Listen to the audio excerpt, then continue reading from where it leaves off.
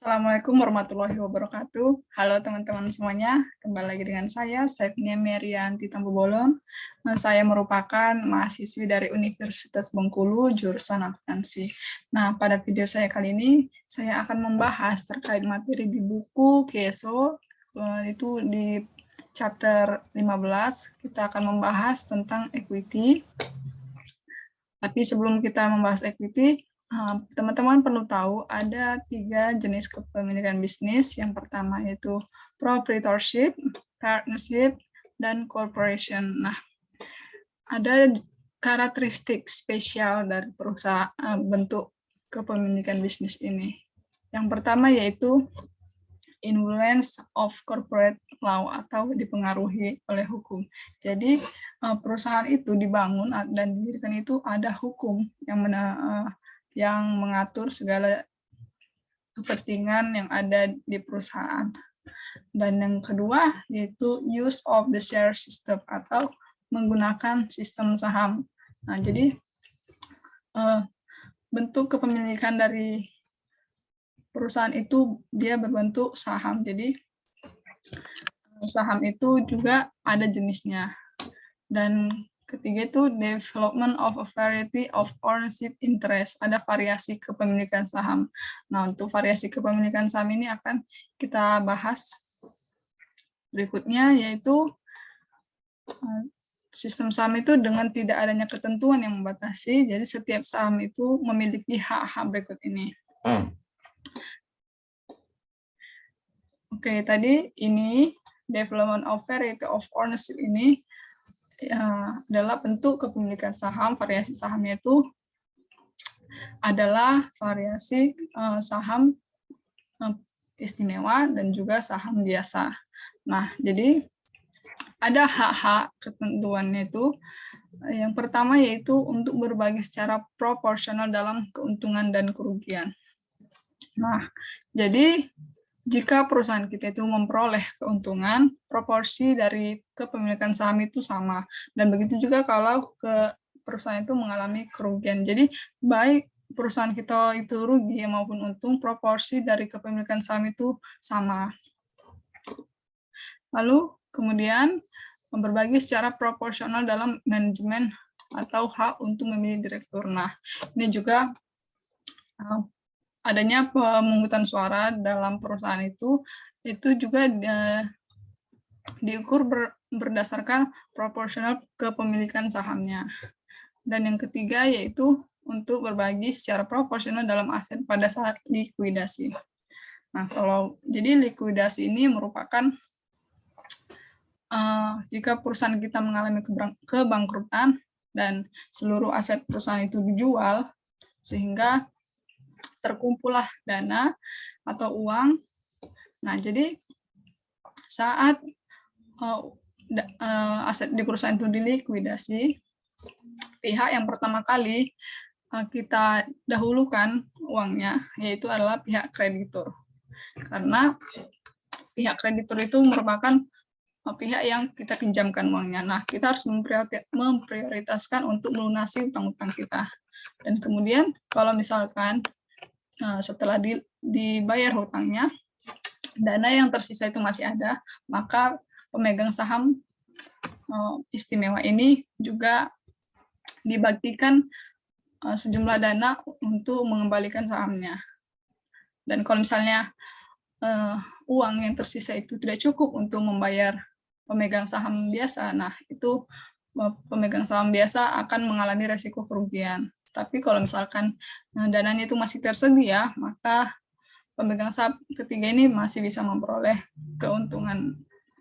Oke, jadi yang keempat yaitu untuk berbagi secara proporsional dalam setiap masalah baru saham dari kelas yang sama atau hak untuk didahulukan. Nah, hak untuk didahulukan ini artinya hak yang ditujukan kepada pemegang saham, baik itu saham istimewa maupun saham biasa. Jadi kalau perusahaan kita itu menerbitkan saham baru, nah mereka itu lebih didahulukan untuk membeli saham yang kita edarkan, yang kita terbitkan tersebut. Oke, jadi Ini tadi ya, variasi dari ownership interest, yaitu ada ordinary share atau saham biasa dan premium share atau saham istimewa. Jadi bagaimana cara mengetahui apakah itu termasuk dari saham biasa ataupun saham istimewa? Jadi peraturannya, pemegang saham istimewa itu ada di atas dari 70% dari seluruh saham. Sedangkan ordinary share itu adalah sekitar 30% dari seluruh saham. Nah, ini dia. Ada juga ketentuan, itu bisa berupa kerugian ataupun keuntungan dari pemegang saham biasa. Jadi, saham biasa ini dia itu menanggung risiko kerugian tertinggi. Nah, ini ya, karena tadi dia merupakan pihak ketiga yang didahulukan kepentingannya setelah dari kreditur dan pemegang saham istimewa. Dan juga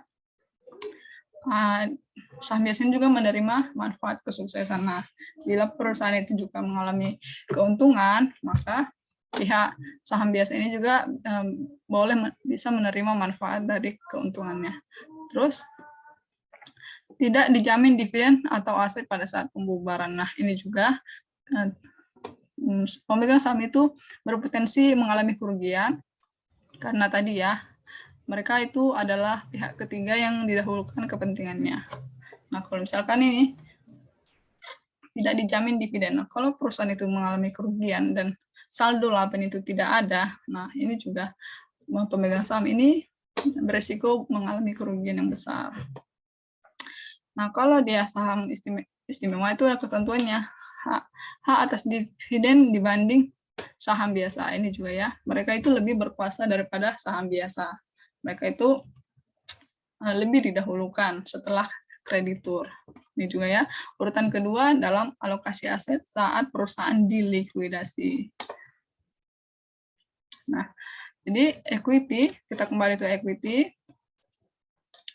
Equity atau ekuitas sering disubklasifikasikan pada pernyataan posisi keuangan ke dalam kategori berikut ini, yaitu yang pertama share capital, yang kedua share premium, yang ketiga retain earning atau laba ditahan, yang keempat akumulasi penghasilan komprehensif lainnya, yang kelima saham treasury, dan yang keenam non pengendalian kepentingan atau kepentingan minoritas.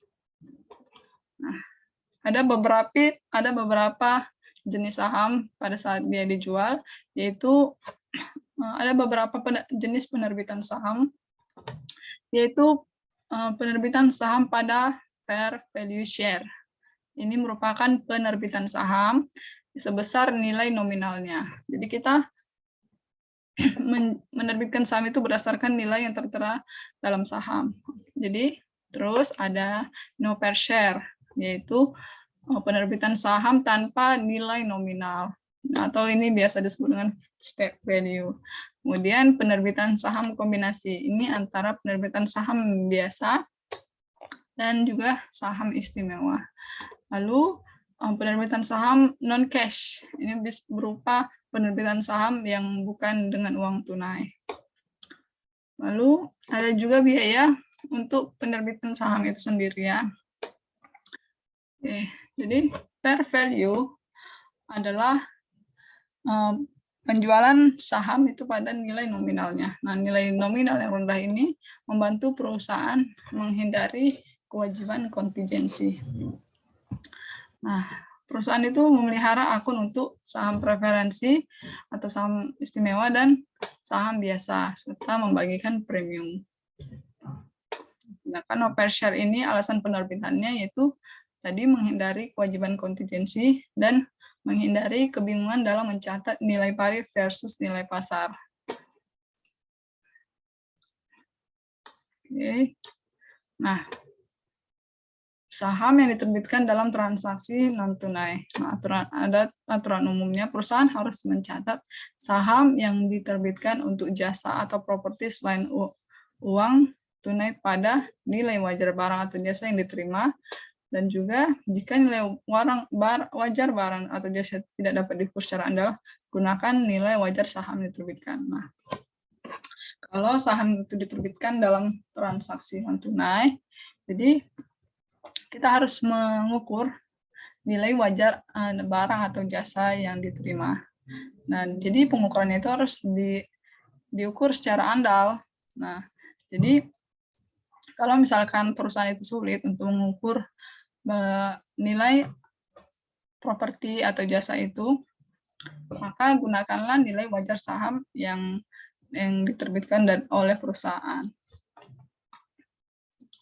Kemudian ada biaya yang dikeluarkan untuk menjual saham, seperti biaya penjaminan, lalu biaya akuntansi dan hukum, biaya pencetakan, nah serta pajak.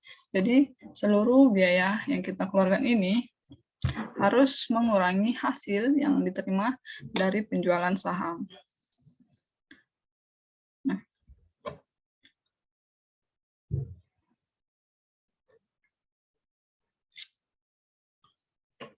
baiklah teman-teman, sekianlah pembahasan kita mengenai equity. Nanti di video saya selanjutnya saya masih ada kelanjutan dari chapter kita ini.